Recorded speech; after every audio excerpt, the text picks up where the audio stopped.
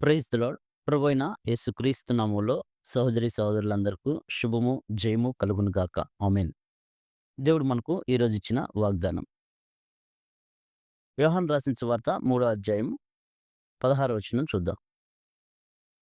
దేవుడు లోకమును ఎంతో ప్రేమించెను కాగా ఆయన తన అద్వితీయ కుమారునిగా పుట్టిన వాని యందు విశ్వాసముంచు ప్రతి వాడును నశింపక నిత్య జీవం పొందినట్లు ఆయనను అనుగ్రహించెను. అంటే దేవుడు మనకి ఈరోజు ఇచ్చిన వాగ్దానం ఏంటంటే, దేవుడు ప్రేమను అందించాడు. అంటే యేసుక్రీస్తు ప్రభువుని వారిని మనకు అనుగ్రహించారు.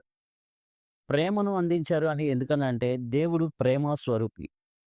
మొదటి యోహాను 4:8 చూస్తే దేవుడు ప్రేమ స్వరూపి. కాబట్టి దేవుడు ప్రేమను అనుగ్రహించాడు మనకి. ఆ ప్రేమ మనల్ని ఏం చేసింది అంటే, మన పాపాలను క్షమించింది. మన పాపాలకి శిక్ష విధించింది. మనల్ని పాపము నుండి వేరు చేసింది. అయితే కొన్ని విషయాలను చూద్దాం. దేవుని యొక్క ప్రేమ గురించి కొన్ని విషయాలు చూద్దాము. ప్రేమ దేవుని స్వరూపం. ప్రేమలో త్యాగం ఉంటుంది. ప్రేమలో సహనం ఉంటుంది. ప్రేమలో క్రియ చూపుతుంది. ప్రేమలో నిబద్ధత ఉంటుంది. ప్రేమ ఓర్పు, దయను చూపిస్తుంది. ప్రేమలో గర్వం, కోపం ఉండదు. ప్రేమ సత్యంతో ఆనందిస్తుంది. ప్రేమ భయాన్ని తొలగిస్తుంది. ప్రేమ దేవునికి మనకి దగ్గరని చేస్తుంది. దేవునికి మనకున్న దూరం తీసివేసి దేవునికి దగ్గరగా చేస్తుంది. అయితే దేవుడు ప్రేమ స్వరూపి గనక ఆయన మనల్ని ఎలా ప్రేమించాడంటే, ఆయన తన సొంత కుమారుడిని మనకు అనుగ్రహించాడు. ఎందుకంటే మన పాపాలకి శిక్ష విధించాలంటే పరిశుద్ధ రక్తం చిందించాలి. కాబట్టి ఆయన కుమారుడిని మనకు అనుగ్రహించారు. ఆయన కుమారుడిని మనకు అనుగ్రహించి శిలువపై తన ప్రాణాన్ని త్యాగం చేసి దేవునికి మనకి దగ్గర చేశారు. అంటే పాపి అయిన మానవునికి, పరిశుద్ధమైన దేవునికి సంధి కుదిర్చారు. ఆ సంధి కుదిర్చడానికి ఎవరు కావాలి అంటే దేవుడే స్వయంగా రావాలి. ఎందుకంటే ఈ లోకంలో ప్రతి మానవుడు పాపే. ప్రతి మానవుడు జన్మతః పాపి, కర్మతః పాపిగా ఉన్నారు. అందుకనే మానవుని యొక్క ఏ మానవుడికి అర్హత లేదు. పాపానికి శిక్ష విధించడానికి, పరిశుద్ధులుగా చేయడానికి. అందుకే దేవుడే వాక్యమైన దేవుడే శరీరధారిగా వచ్చి మన కొరకు శిలువ మీద వేలాడి మన పాపాలకి శిక్ష విధించి మనల్ని తన రక్తంతో శుద్ధీకరించడానికి ఆయన ఈ లోకానికి అనుగ్రహించబడ్డాడు. కాబట్టి దేవుడు ప్రేమ. దేవుడు కాబట్టి ప్రేమ చూపించాడు. మరి మనం ఎలా ప్రేమ చూపించగలం? మనం కొంతమంది ఉన్నారు. వారి కుటుంబంలో, వారి పరిస్థితుల్లో గూడా వారి వారి సభ్యుల పట్ల ప్రేమ చూపించిన వారున్నారు. దేవుని కొరకు ప్రేమ చూపించిన వారున్నారు. కొన్ని విషయాలను చూద్దాం. ప్రేమలో సహనం ఉంటుందన్నాం గదా!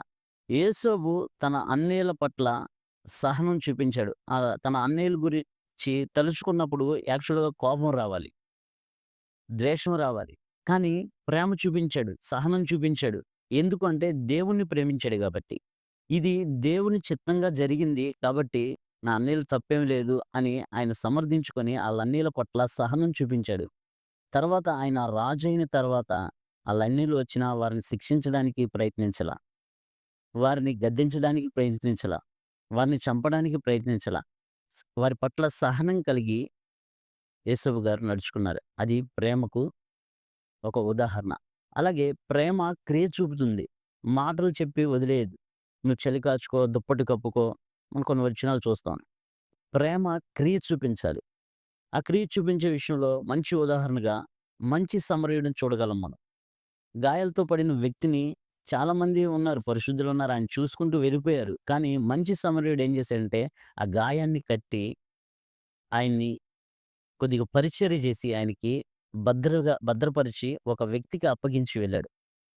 అలాగే ప్రేమ ఏం చేస్తుందంటే, ప్రేమ ఎవరినైతే ప్రేమిస్తున్నామో వారి యొక్క రక్షణను కోరుకుంటుంది.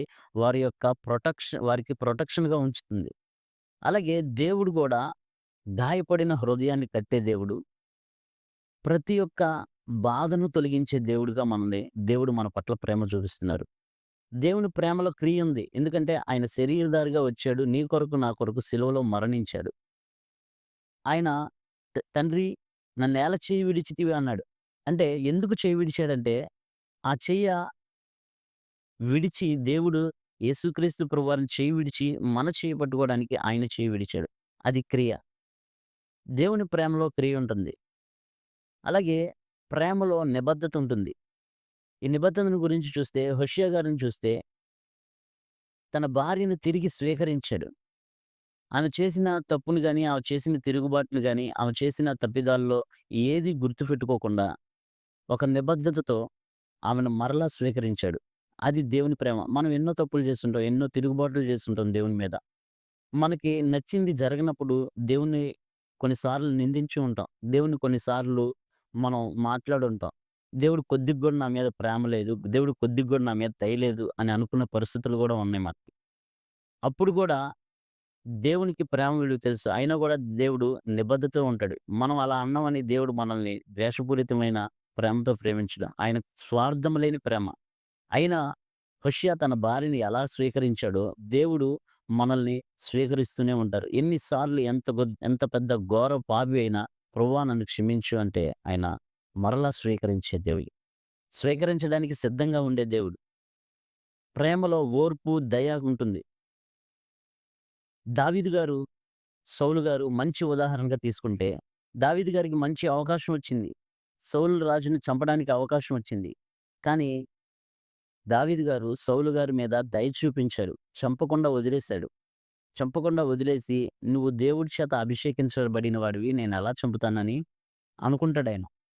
సౌలు గారు చంపడానికి వచ్చిన వ్యక్తిని కూడా అంటే దావీదు గారిని చంపడానికి వచ్చిన వ్యక్తిని కూడా వదిలేసాడు. చంపే అవకాశం ఉన్నా వదిలేసాడు. ప్రేమలో ఓర్పు, దయ ఉంటుంది. అలాగే కాకుండా ప్రేమలో గర్వం ఉండదు, కోపం ఉండదు. ఒక వ్యక్తి ప్రేమగా నడుచుకున్నప్పుడు తన కిందున్న వారే గాని, తన కుటుంబ సభ్యులే గాని, ఎవరైనా గాని తప్పులు చేసినా క్షమించే గుణం ఉంటుంది. గర్వం ఉండదు. వీళ్ళు మనకంటే చిన్నవాళ్ళు, లేదంటే మనకంటే తక్కువ స్థాయిలో ఉన్నవారని గర్వం చూపించదు, కోపం చూపించదు. ఉదాహరణకు చూస్తే యేసుక్రీస్తు ప్రభువారు, ఆయన శిష్యులు ఎంతోమంది ఆయన వెంట వస్తూ ఉన్నారు. ఎంతోమంది ఆయనకి ఇంచుమించు 70 మంది శిష్యుల దాకా ఉన్నారు. కానీ ఎవరిని ఎప్పుడు ఆయన గర్వంగా చూపించలా. వాళ్ళ పట్ల గర్వం చూపించలా, కోపం చూపించలా. ఇంకా వినయాన్ని చూపించాడు. శిష్యుల పాదాలను కడిగాడు. శిష్యులకు పరిచర్య చేశాడు. వాస్తవానికైతే అంత అవసరం లేదు. కానీ ఆయన గర్వం లేదు. ఆయనలో గర్వం లేదు, కోపం లేదు. ఇది కాకుండా దీనికి వ్యతిరేకంగా ఆ గర్వాన్ని, కోపాన్ని చంపాలంటే ఆయుధం ఏంటంటే వినయం, విధేయత. శిష్యులు పాదాలను కడిగి వినయంగా నడుచుకొని పరిచర్య చేశాడాయన. కాబట్టి ప్రేమలో గర్వం ఉండదు, కోపం ఉండదు. అంతేకాకుండా ప్రేమ సత్యంతో ఆనందిస్తుంది. కపటంగా ఉండదు. పైన ఒక మాట, లోపల ఒక మాట, లోపల ఒక ఉద్దేశం కలిగి, బయట ఒక మాట కలిగేటట్టుగా ఉండకుండా యథార్థంగా, సత్యంగా మాట్లాడుతుంది. ఎవరు ఎన్ని అనుకున్నా, ఎవరు ఏమనుకున్నా ప్రేమ కలిగిన విషయాల మీదే ఆధారపడి ఉంటారు. ప్రేమనే ప్రకటిస్తూ ఉంటారు. దీనికి మంచి ఉదాహరణగా తీసుకుంటే అపోస్తలుడైన యోహాను గారు తన జీవితాంతము ప్రేమ సందేశాన్నే ప్రకటించారు. ఆయన వృద్ధాప్యంలో ఉన్నప్పుడు పెద్ద మీటింగు పెట్టి ఆయన్ని తీసుకొచ్చినప్పుడు ఆయన గంటలు గంటలు ప్రసంగం చేయకుండా ఒకే ఒక్క మాట చెప్పి ముగిచ్చేశారు. ఏంటంటే, "ఒకరిని ఒకరు ప్రేమించుకొనుడి" అని చెప్పి ఆ ఒక్క మాట చెప్పి ఎళ్ళిపోయారు. అంటే ఇది చరిత్ర ఆధారంగా చేసుకొని చెప్తున్నాం. అయితే అలాగే మరలా రెండోసారి తీసుకొచ్చారంట. ఆయన నడవలేని పరిస్థితుల్లో ఉన్నప్పుడు ఆయన్ని ఎత్తుకొని తీసుకొనొచ్చి కుర్చీలో కూర్చోబెట్టి ప్రసంగం చేయమన్నప్పుడు ఒకే మాట చెప్పాడు. "మీరు ఒకరిని ఒకరు క్షమించుకోండి. ఒకరిని మీద ఒకరు ప్రేమించుకోండి" అని చెప్పి ఆ 2 మాటలు చెప్పి ముగించేసి ఎళ్ళిపోయారు. అంటే ఆయన జీవితాంతము ప్రేమను ప్రకటించాడు. అలాగే ప్రేమ భయాన్ని తొలగిస్తుంది. ప్రేమ ఉన్నప్పుడు భయం ఉండదు. భయం ఉన్నప్పుడు ప్రేమ ఉండదు. ప్రేమ మనలో భయాన్ని తీసివేసేదిగా ఉండాలి. దేవుడు మనల్ని ప్రేమించడమే కాకుండా, మనము గూడా దేవుడిని ప్రేమించినప్పుడు మనలో భయాన్ని తీసివేస్తాడు దేవుడు. దీనికి దానియేలు గారిని మనం తీసుకుంటే, దానియేలు గారిని దేవుడు ఎంత ప్రేమించాడో, దానియేలు గారు కూడా దేవుని కొరకు, దేవుని పట్ల ఒక నిబద్ధత కలిగి, ఒక క్రమం కలిగి, దేవుని కొరకు అంటే దేవుడు నన్ను ప్రేమించాడు గాబట్టి నేను ఆయనకు దూరంగా ఉండలేనని ప్రార్థన చేయకూడదని ఆజ్ఞ ఉన్నా గూడా యథావిధిగా క్రమము చొప్పున ప్రార్థన జేశాడు. అంటే ఆయనకు భయం లేదు. నన్ను చంపేస్తారన్న భయం లేదు. నన్ను శిక్షిస్తారన్న భయం లేదు. దేవుని మీద ప్రేమతో, దేవుణ్ణి విడవలేక, దేవునికి సహవాసంలో దూరంగా ఉండలేక యథావిధిగా ప్రార్థించాడు. దేవుని మీద ప్రేమ ఉండటంతో భయాన్ని తీసివేసి సింహాల గుహలోకి వెళ్ళడానికి కూడా ఇష్టపడ్డాడు. ప్రేమలో భయముండదు. మనం దేవున్ని ప్రేమించగలిగితే, దేవుని ప్రేమను ప్రకటించగలం. ఎన్ని పరిస్థితులొచ్చినా, ఎన్ని ఇబ్బందులొచ్చినా దేవున్ని ప్రకటించేవారుగానే ఉంటాం మనం. చివరగా ప్రేమ దేవుణ్ణి దగ్గరికి చేస్తుంది. డానియేలు గారు అలాగా భయం లేకుండా దేవుని ప్రార్థన చేయడానికి సాహసించినాడు. అలాగే దేవుడు గూడా సింహాల నోరును మూర్చాడు. ప్రేమలో భయం లేనప్పుడే మనం దేవునికి దగ్గరగా అవుతాం. దేవునికి దగ్గర గావాలంటే మనలో గూడా ప్రేముండాలి. దేవుని మీద ప్రేముండాలి. దేవుని మీద ప్రేమున్న వాళ్ళు దేవునికి అవిధేయకరమైన పనులు చేయరు. దేవునికి ఇష్టం లేని పనులు చేయరు.